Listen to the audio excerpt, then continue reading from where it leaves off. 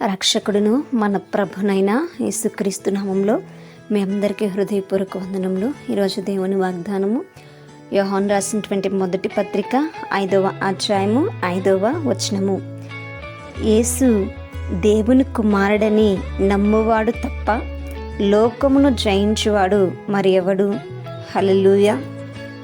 మరి లోకంలో జీవిస్తున్నటువంటి మానవులమైనటువంటి మనము లోకాన్ని జయించాలి అని అంటే, శరీరాన్ని జయించాలి అని అంటే, శరీర కోరికలను జయించాలి అని అంటే, మరణాన్ని జయించాలి అని అంటే మనము ఎవరి యందు విశ్వసించాలి అని అంటే యేసుక్రీస్తు వారి యందు మనము విశ్వాసం ఉంచేటువంటి వారముగా ఉండాలి.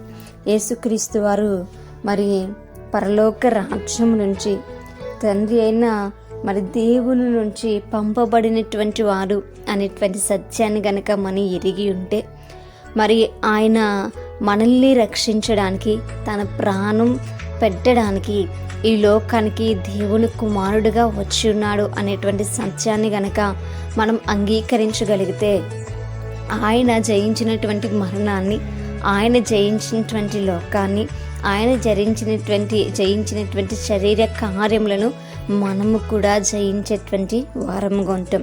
ఈ లోకంలో ఎవ్వరు కూడా మరణాన్ని జయించినటువంటి వారు మనకి కనిపించరు. ఏకైక వ్యక్తి ఎవరైనా ఉన్నారు మరణాన్ని జయించినటువంటి వారు అంటే అది యేసుక్రీస్తు వారు మాత్రమే. కాబట్టి మనము కూడా లోకాన్ని జయించాలి అని అంటే మనము ఆయన యందు విశ్వాసం ఉంచేటువంటి వారముగా ఉండాలి. అలెగ్జాండర్ అనుకున్నాడు, నేను లోకాన్ని జయించేశాను, ఇంకా నాకు అడ్డేమీ లేదనుకున్నాడు. కానీ మరణాన్ని జయించలేకపోయాడు.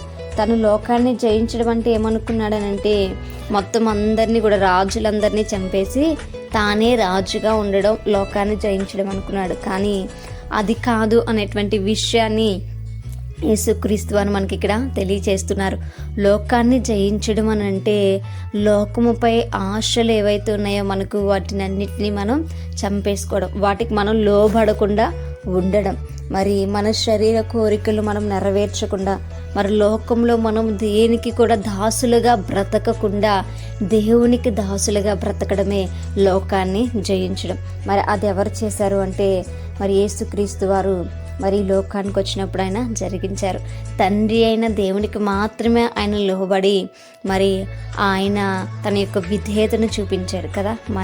మనము కూడా లోకానికి దాసులం కాకుండా లోకానికి వేరుగా దేవుని యొక్క చిత్తానికి దగ్గరగా మనము జీవించాలి. అలా జీవించాలంటే ఆయన జీవితాన్ని మనం అనుసరించేటువంటి వారముగా ఉండాలి. ఆయన యందు విశ్వాసం ఉంచితేనే మనం జయించినటువంటి వారముగా ఉంటాం. ఆయన యందు విశ్వాసం ఉంచకపోతే మన అపజయంలో ఉంటాము. కనుక అపజయింపబడేటువంటి వారముగా మనం ఉండకుండా దేవుని యందు విశ్వాసం ఉంచుదాం, లోకాన్ని జయించేటువంటి వారముగా ఉందాం. అటువంటి కృప దేవుడు మనకు అనుగ్రహించును గాక.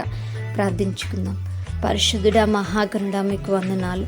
ప్రేమాస్వరూపి, మీకు స్తోత్రాలు. నిజమే ప్రభువా, అయా మేము లోకాన్ని జయించాలి అంటే అయాన తండ్రి, మిమ్మల్ని నాయన నమ్మవలసినటువంటి అవసరత, మిమ్మల్ని ఎరిగి ఉండవలసినటువంటి అవసరత ఎంతగానో ఉన్నది. కనుక ప్రభువా, మీరు లోకాన్ని మరణాన్ని జయించినటువంటి రీతిగా మిమ్మల్ని విశ్వసించినటువంటి అతను మేము కూడా నాయన లోకాన్ని జయించేటువంటి వారముగా, మరణాన్ని జయించేటువంటి వారముగా ఉండుటకుని సహాయం దయచేయమని, ముఖ్యంగా మీ పైన నాయన విశ్వాసం కలిగి జీవించుటకుని సహాయం దయచేయమని ప్రార్థన దయచేసి మీ పాద సన్నిధిని చేర్చుకోమని యేసయ్య అతి పరిశుద్ధ నామములో అతి మిక్కిలి నేముగా బ్రతిమలాడి వేడుకొని పొంది ఉంటున్నాం మా ప్రియ పరలోకపు మా కన్న తండ్రి.